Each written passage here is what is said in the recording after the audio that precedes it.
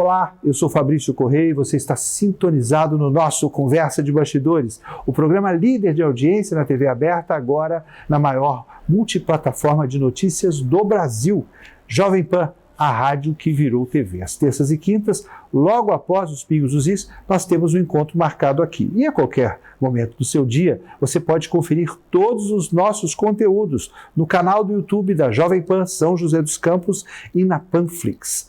No programa de hoje, eu tenho a honra de receber Isaías José Santana, prefeito por 2 vezes da cidade de Jacareí e presidente do Codivap e da Anvale. Isaías, seja muito bem-vindo aos nossos estúdios aqui em São José dos Campos. Obrigado, Fabrício. É um prazer conversar com você, conversar com seus ouvintes. Isaías, eu gostaria de deixar público para o meu telespectador, a minha admiração o que você representa, a forma de gestão que você imprimiu em Jacareí após suceder um governo praticamente em frangalhos do ex-prefeito do Partido dos Trabalhadores. E a partir do seu exercício, reconstruir a cidade e trazer pautas importantes independentemente da questão político-partidária. Então eu gostaria aqui de deixar publicamente esse registro, porque, segundo Emanuel Fernandes, o melhor cargo a ser exercido é o de ex-prefeito, porque todo mundo sente saudade e diz que votou.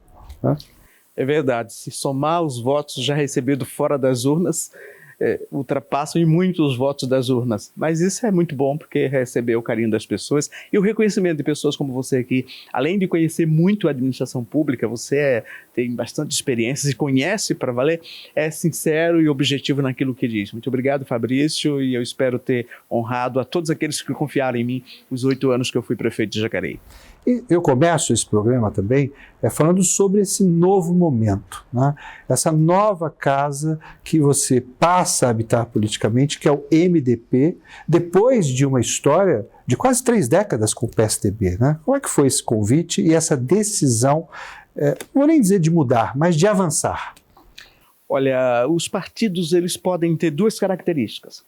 Ou eles são formuladores de políticas e têm quadros, e têm pessoas, e têm ideias, e discute, estando ou não no poder, tendo ou não mandato eletivo, ou eles são estruturas de disputar eleições.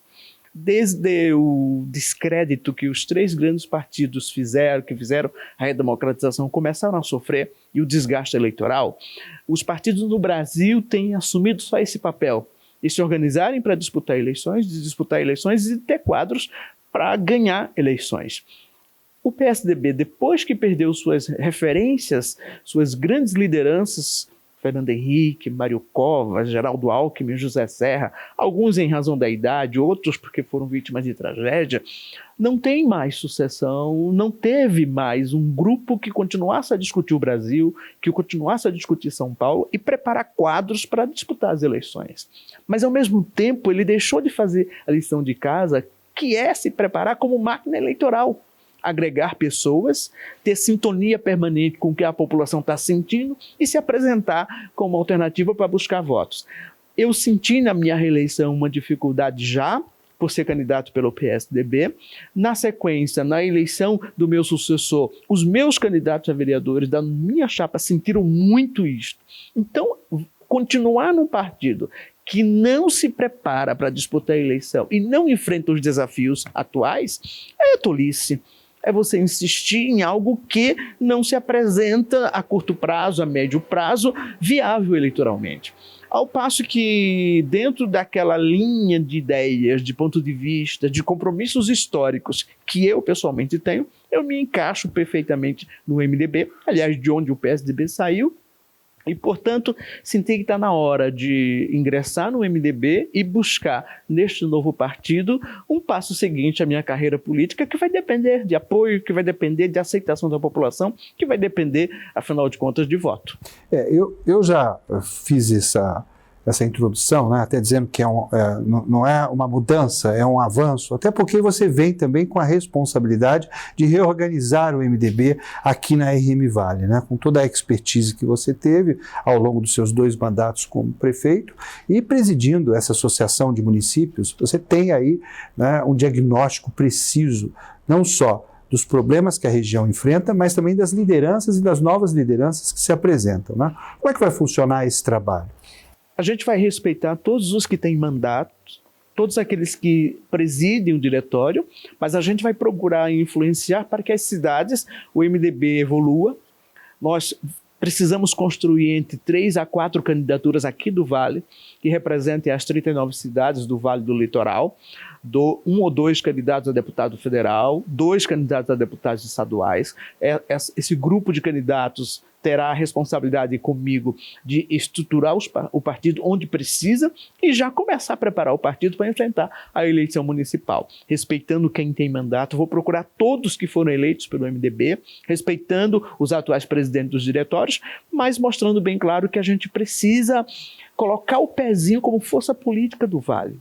A gente tem consciência da dificuldade. Hoje no Vale você tem 2 partidos que despontam em termos de lideranças e de organização, que são o PL e o PSD, mas falta um partido de centro, um partido que tenha uma abertura para diálogo, um partido que tenha compromisso com a democracia, um partido que tenha compromisso com as questões sociais que são importantíssimas, um partido que tenha uma história capaz de chegar nas pessoas e dizer: a política não nasceu hoje, não começou hoje, não é de hoje. Tem uma história aí de décadas e nós temos um partido que, nestes últimos 60 anos, tem enfrentado todos esses desafios que o Brasil apresenta com bastante abertura para o diálogo e muito respeito à democracia. Que nunca dependeu de mito, né? Isaías, você coloca o seu nome à disposição do partido para uma eventual disputa à Assembleia Legislativa de São Paulo? Sim, a conversa inicial foi essa, exatamente. Não teria sentido eu estar mudando de partido ou me envolver com um novo partido se não tivesse o que oferecer ao partido. Então, respeitando os nomes já existentes, respeitando o gigantismo de São José dos Campos, os meus amigos que são líderes aqui em São José dos Campos, mas eu acho que há espaço. Se você pegar a última eleição, Fabrício, no Vale do Paraíba, nós tivemos 1.900.000 votos válidos. Destes, nós tivemos cerca de 900.000 votos dados em deputados. Destes, nós tivemos 450.000 votos dados a candidatos do Vale. Se fossem dados, só esses 450 que foram dados a candidatos do Vale, se fossem dados a candidatos viáveis eleitoralmente, e um candidato a deputado estadual viável é aquele que você tem certeza que vai passar da casa dos 50.000 votos. Nós teríamos aí uns 5 deputados estaduais. Nós teríamos 5 a 6 deputados estaduais. O problema é que as pessoas votaram e desperdiçaram esse volume de votos em candidatos que, na verdade, são candidatos a candidato a prefeito, candidato a vice-prefeito, testar o nome para tentar ser vereador. Na verdade, você tem que fazer essa lição de casa. Quem é viável? Mas, Isaías, essa análise ela é muito mais da direção partidária do que do candidato em si, né? Você teria como resolver isso se você tivesse um ambiente de 4, 5 partidos. Num ambiente de 35 partidos, ainda que os grandes façam essa análise, sobrarão em torno de 28 partidos à busca desesperada de um candidato. Então não dá para confiar. No momento que nós chegarmos a 7, 8 partidos, isso acontecerá. Enquanto não há esse afunilamento dos partidos, as pessoas precisam fazer essa lição de casa. E eu estou considerando só os votos dados a candidatos da região, os 450.000 votos. Porque se nós pegássemos os outros 450 que foram dados para candidatos de fora, aí o desperdício é maior, porque além da gente não fortalecer a liderança política local, a gente ainda depositou voto em alguém que vai trabalhar para a sua região. Você é a favor do voto distrital? Plenamente, tem que ter. Da lista partidária também? Da lista partidária e distrital misto, para que o eleitor possa escolher pessoalmente, mas aí dentro do distrito, por exemplo, um distrito com 200.000 votos, elege um federal e 2 estaduais. Os 3 mais votados naquela região representam aquela região. Agora, tem que dar uma válvula de escape, que é a lista, para que uma liderança sindical, uma liderança de um movimento, uma liderança de uma entidade, uma liderança de uma causa, como a causa animal, não dependa do voto regional. Por isso, o misto, que é o mais adequado em razão das características do nosso país. Agora, o voto distrital misto para estadual e para federal é fundamental para dar legitimidade ao escolhido, aproximar o escolhido do eleitor e baratear as campanhas para que as pessoas não sejam reféns de acordos econômicos para poder ter viabilidade de poder. Mesmo com a verba pública financiando o processo eleitoral. Mesmo porque você não tem como, mesmo tendo recursos públicos, você não tem como controlar de fato o recurso que não entra na contabilidade oficial. Isso é incontrolável. Isso depende da força moral do candidato e do limite ético que o candidato impõe às suas pretensões políticas. Nós vamos para um rápido intervalo comercial e eu volto em seguida nessa conversa com Isaías Santana, ex-prefeito da cidade de Jacareí.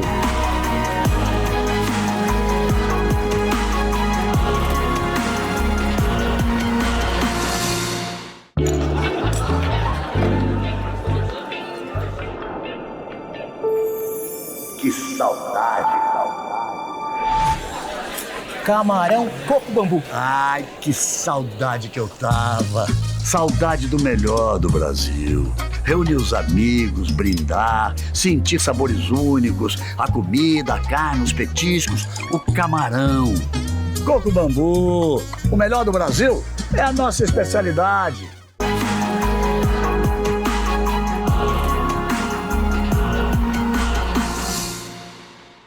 De volta com o nosso Conversa de Bastidores, agora na Jovem Pan, a rádio que virou TV. Às terças e quintas eu tenho um encontro marcado com você logo após os Pingos nos Is. No programa de hoje, eu tenho a honra de receber o ex-prefeito de Jacareí, Isaías José Santana. Isaías, no bloco anterior nós falamos sobre a questão do MDB e eu queria continuar um pouquinho sobre a atuação do partido, né? O MDB hoje integra a base de governo do governador Tarcísio de Freitas e também a base de governo, embora com uma certa independência, do governo Lula, né? Como trabalhar em harmonia com forças tão antagônicas de representação de poder? Porque são desafios em esferas distintas. Porque são coligações e composições para garantir o governo. Fabrício, eu estou absolutamente convencido que o Brasil que precisa é de governo, não de governante que leve para os governos a briga política, o enfrentamento político. A gente precisa de mais ações e menos bandeiras para ficar defendendo e levantando quando estamos com encargos. A população votou na gente e vota para que a gente resolva os problemas do dia a dia. Quem está sem mandato ou quem não tem essa representação pode se envolver em diversas outras disputas e brigas e brincadeiras no cenário político. Mas quem tem mandato tem que ter responsabilidade. Então, quando o MDB atende o chamado do governador Tarcísio, atende o chamado do presidente Lula para ajudar, é para ajudar o país acima de tudo. O passo seguinte na eleição de 26, isso vai depender da conjugação, isso vai depender do cenário, isso vai depender das forças políticas. Você acredita que o MDB apoie a reeleição do presidente Lula? Tudo isso vai depender em 2026. A gente hoje não tem a mínima noção de definir com clareza. Agora, o importante é estar entre os 6, 7 partidos que têm estruturas e condições de oferecer a oportunidade para você disputar para valer. Na última eleição, né, a candidatura da Simone Tebet deu essa representação diversa, né? Foi uma candidatura, inclusive, feminina, com a Mara Gabrilli disputando a vice-presidência em sintonia com a Simone Tebet. Você vê espaço para uma terceira via nas eleições de 2026? Está escancarada essa possibilidade. Muito mais do que na eleição passada. Porque na eleição passada nós temos os dois grandes representantes desses dois lados. Nesta eleição agora, a gente tem um cenário de dificuldade muito grande para o ex-presidente Jair Bolsonaro, para ele ser o candidato, então precisa ser construído um nome que tem o apoio dele, mas também a gente tem, em razão do que está acontecendo nos Estados Unidos, um desgaste pessoal do presidente Lula. Além disso, tem os dados econômicos que estão inviabilizando qualquer candidatura do governo neste momento. Então, isto escancara a possibilidade de um terceiro nome. E a gente vê 3 partidos com relativa autonomia para lançar um terceiro nome ou até para estar com um desses candidatos, que são o MDB, o PSD e o União Brasil. Fora desses 3 partidos, que são partidos grandes do país, você já tem vinculações naturais, mas esses 3 partidos não têm. As conversas vão ser iniciadas no ano que vem e a gente tem que torcer para que o eleitor tenha essas opções. Isso é importante para o eleitor e é importante para a democracia. E com posições com grupos que não são exatamente aquilo que nós pensamos, isso se faz no segundo turno, não necessariamente no primeiro. Isaías, nós estamos no mês de aniversário de Jacareí, né?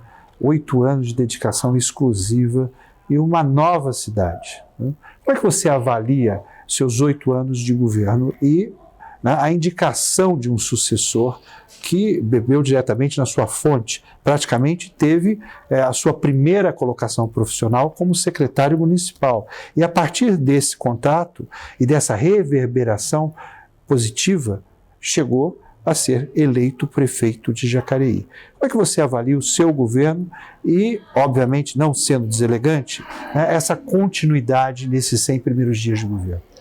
Olha, foram 8 anos com bastante enfrentamentos.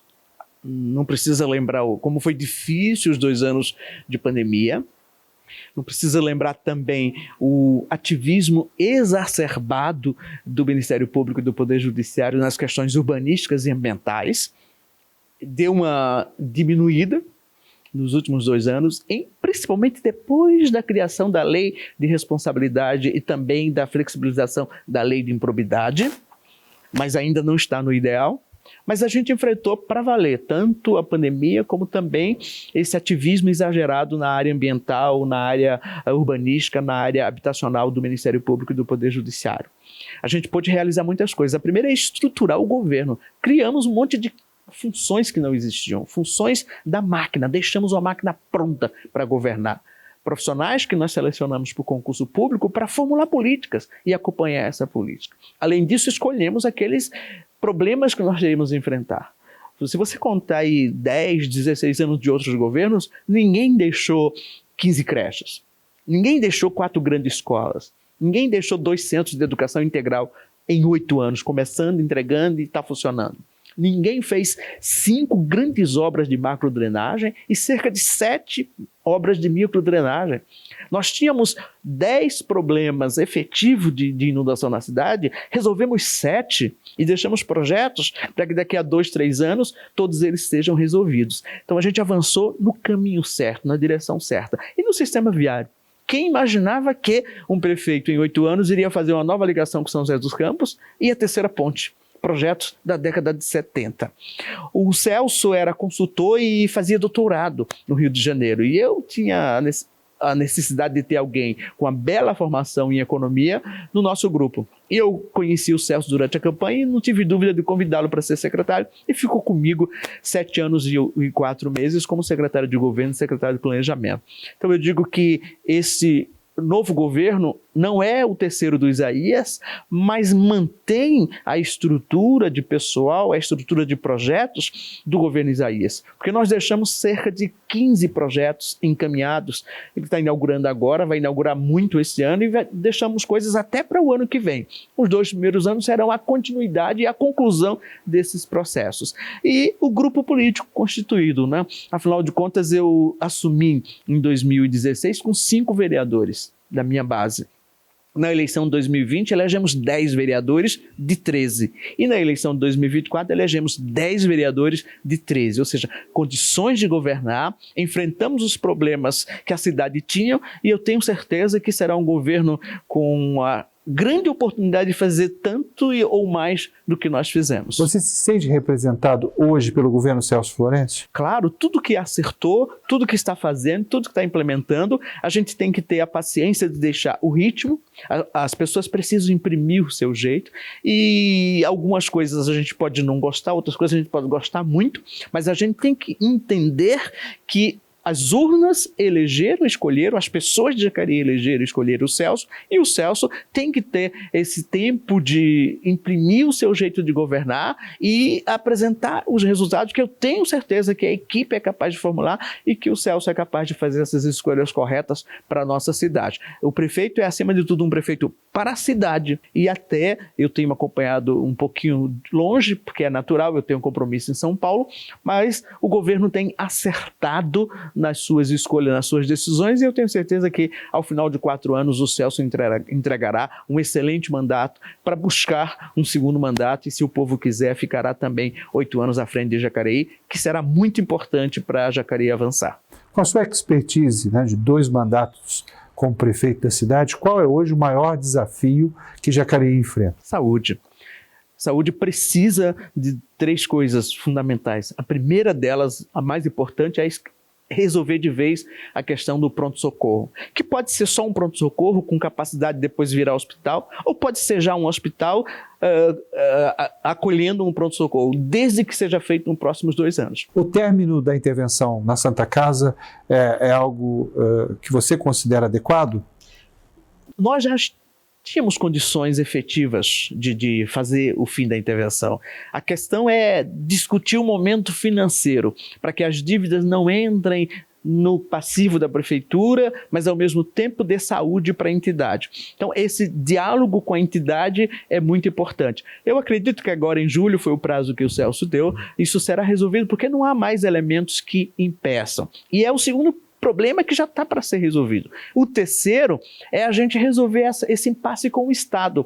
Jacareí gasta muito com obrigações que são do Estado. Primeiro porque os órgãos do Estado de saúde estão em São José dos Campos, então a demanda de São José dos Campos absorve tudo, sobra pouco para Jacareí.